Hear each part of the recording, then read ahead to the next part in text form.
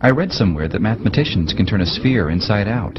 Yes, that's true. What's the big deal? Just poke a hole in it and pull it through. Sure, but the point is to do it without making a hole. But then it seems impossible.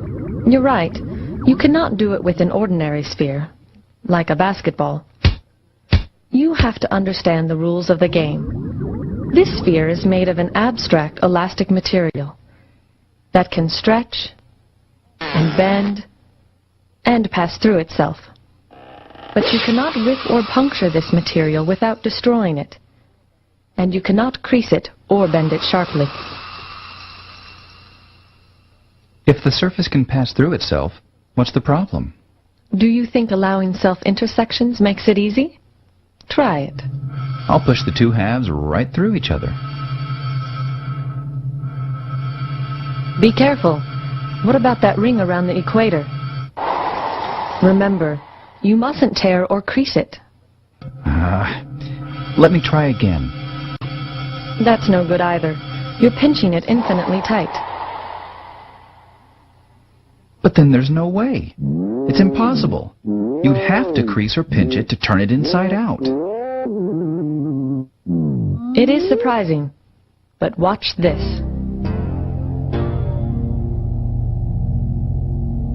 Is this it? Is this a sphere turning inside out? You bet. That wasn't easy to follow, was it?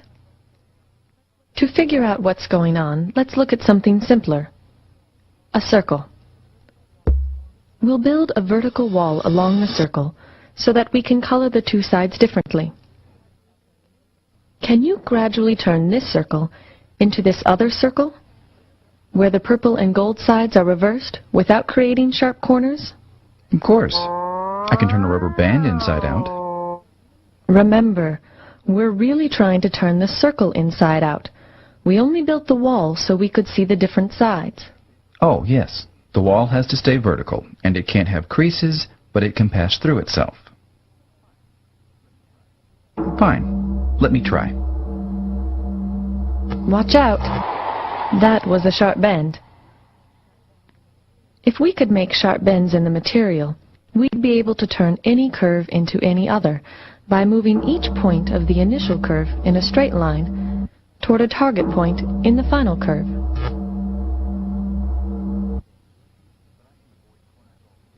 But I can avoid corners altogether by making a loop smaller and smaller. That's an interesting idea, but pulling a loop tight is not really a gradual change. It's like having a corner in disguise. So it's against the rules.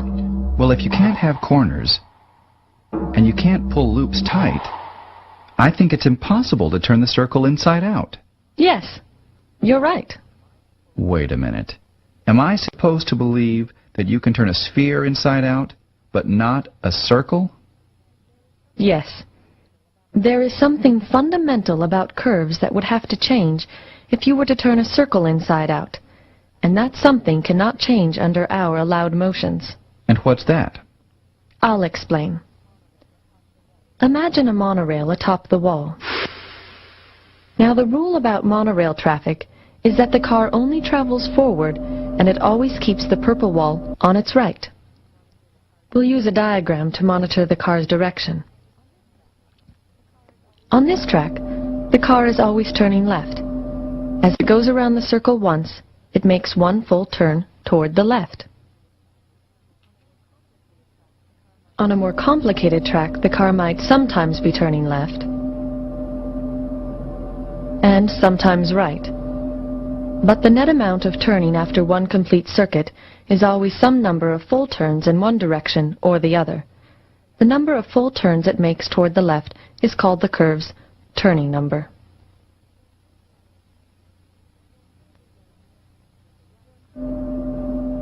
For a curve where there is more turning toward the right than toward the left, the turning number is negative.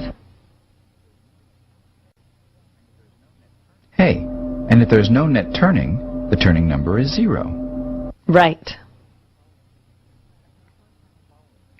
I had a hard time following the net turning for this winding track. That's natural, but there's another way to get the right answer. Find the spots where you're traveling in a particular direction, like due east. Let's see. Since we're looking from the south, that would be wherever the monorail is going toward our right, where we see the purple wall face on. Exactly. At some of these points, the track is curving away from us. Viewed from here, it looks like a smile. At these places, the car would be turning left. At others, the track looks like a frown. Curving toward us, at these points, the car would be turning right. The net number of full turns increases when the car passes a smile and decreases when it passes a frown. Starting at 0. 1, 2, 3, 4, 3, 2, and we finish with 3. The turning number is the number of smiles minus the number of frowns. I see. The turning number measures happiness. If you insist. Now, the nice thing about the turning number is that it remains the same when a curve changes according to our rules. Frowns and smiles can appear or disappear, but only in pairs that balance out. The number of smiles minus the number of frowns never changes. So a curve can only turn into another curve with the same turning number. Right. The turning number is the fundamental property I mentioned before. Now, what's the turning number for the two circles? This one has one smile and no frowns, so the turning number is 1. And if the gold is outside, one frown and no smiles, -1. It makes sense.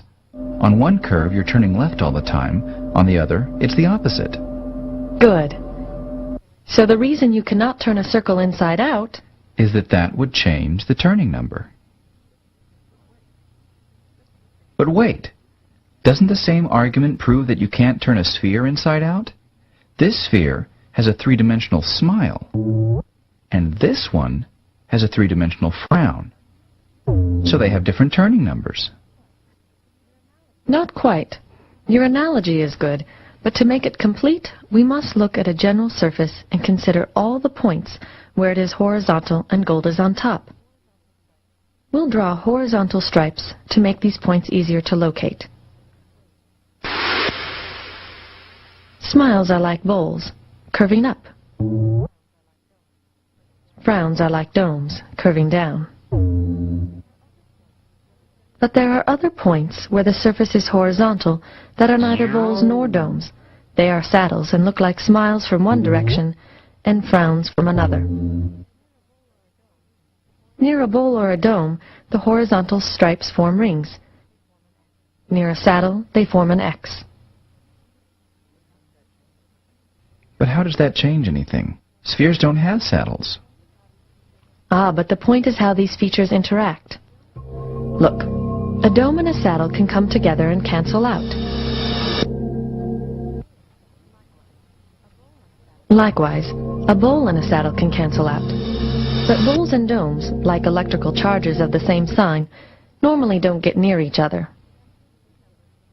The unchanging number for surfaces, then, is this. Add domes and bowls and subtract saddles. This number is 1 for the sphere no matter which face is out. Okay. I'm willing to believe that turning numbers don't prevent the sphere from turning inside out as they do the circle, but that doesn't mean you can actually do it. We'll get to that. I know it's hard to see. Steve Smale proved it was possible in theory in 1957, but it took 7 years before Arnold Shapiro found a practical way to do it. Since the problem remained hard to visualize, more methods were invented later by Bernard Morin and several others. I'll show you Bill Thurston's method, invented in 1974. Let's go back to curves for a bit. Remember that this circle can only be changed into curves of turning number 1. Still not allowing sharp